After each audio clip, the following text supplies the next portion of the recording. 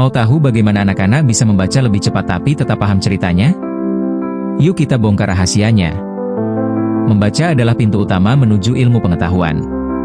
Kalau anak SD sudah lancar membaca, maka pelajaran lain seperti matematika, IPA, IPS, bahkan seni akan lebih mudah dipahami.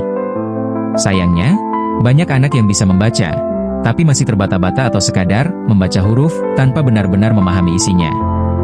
Disinilah peran orang tua dan guru sangat penting, bukan hanya mengajarkan anak membaca, tapi juga membuat mereka suka membaca. Rahasia pertama adalah dengan metode membaca nyaring. Anak diajak membaca keras-keras cerita sederhana, lalu diminta menceritakan kembali isi bacaan dengan bahasanya sendiri.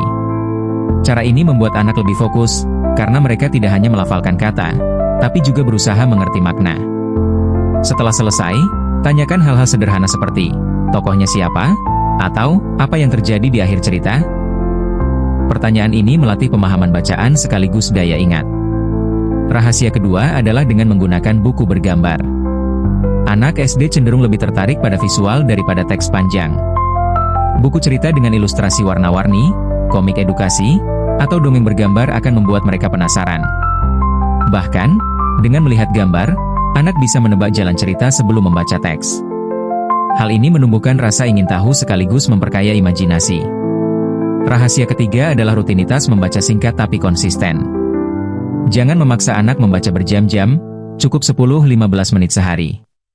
Waktu yang pendek tetapi dilakukan rutin akan jauh lebih efektif daripada sekali membaca lama tapi jarang. Contohnya, sebelum tidur, anak diajak membaca cerita pendek bersama orang tua.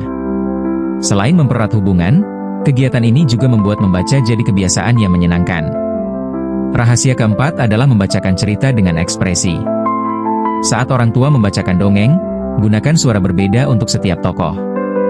Kalau tokohnya harimau, buat suara berat D.